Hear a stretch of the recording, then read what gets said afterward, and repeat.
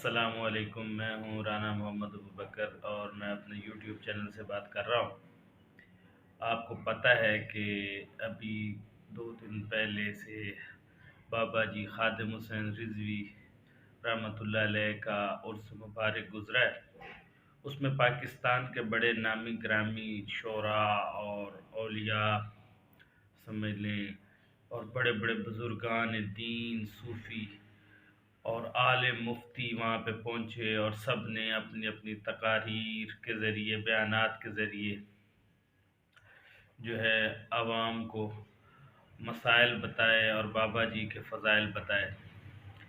तो औलिया के साथ साथ बुज़ुर्गों के साथ साथ वहाँ पे कुछ मशहूर पेशवा जैसे कि एक बहुत बड़े राइटर हैं खलीलुर रहमान कमर साहब भी पहुँचे। उन्होंने भी अपनी राय का इज़हार किया और उन्होंने अपनी राय में जो है नसाद रिज़वी के साथ इत्तफ़ाक़ न करते हुए कहा कि मैं नहीं मानता कि दीन जो है वो तलवार से फैलता है। उन्होंने कहा दीन हमेशा अखलाक और खुल्क से फैलता है, नरमी से, दलील से फैलता है। तो उनकी इस बात के पर बाद में काफ़ी उलमा ने तकारीर भी की। बट आइए पहले सुनते हैं खलीलुर रहमान कमर का ये बयान और फिर उस पर तबसरा करते हैं।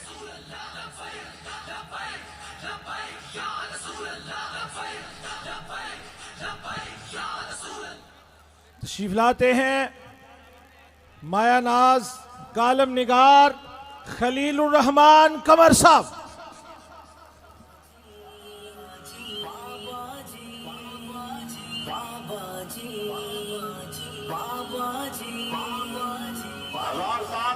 मेरी खबर तो कोई गुजरिया ना लबैक तो उन्हें उसको नारा लाया तो खत्म है जवाब उन्होंने जरूर दिया।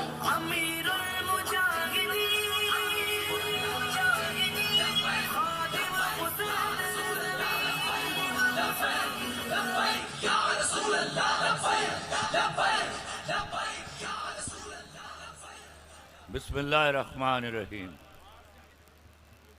अस्सलामु अलैकुम। आज मैं बाबा जी की मोहब्बतों का कर्ज चुकाने आया हूँ।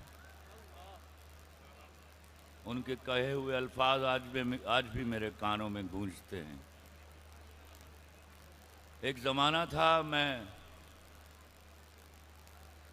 टीएलपी के बनने पर बड़ा हैरान था। मैं कहता था मेरे मुल्क में ख़त्म नबूवत का मसला ही कहाँ है। लेकिन बाद में जब मैंने रियासतों की शोरशें देखी तो मुझे पता चला कि बाबा जी ठीक कहते हैं। मैं वो जलाली तकरीरें नहीं कर पाऊँगा जो मेरे यहाँ इससे पहले आलिम करके गए हैं। मैं उनमें से कई बातों से इत्तफाक भी नहीं करता।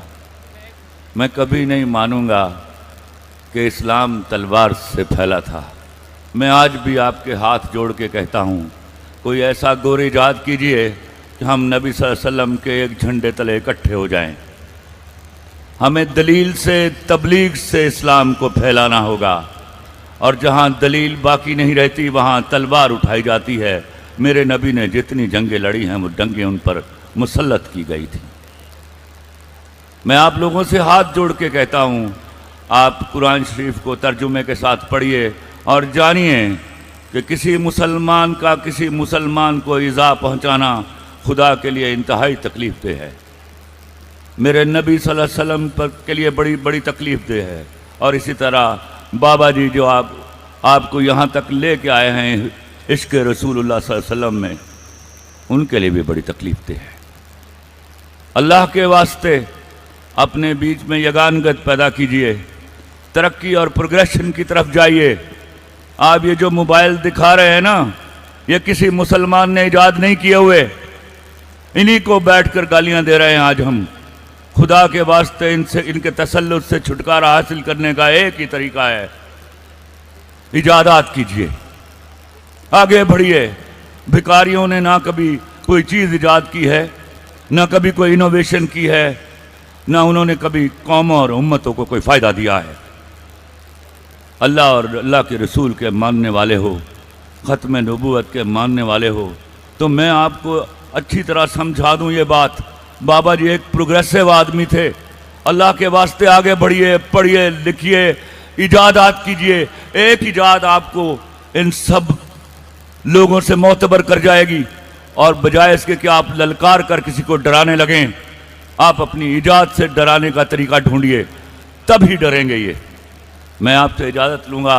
अल्लाह बाबा जी को जन्नतों में आला मकाम अता करे, और हम लोगों को ये उनके फैज़ से रसूल इश्क में अपनी जान कुर्बान करने की हिम्मत दे। अस्सलाम वालेकुम।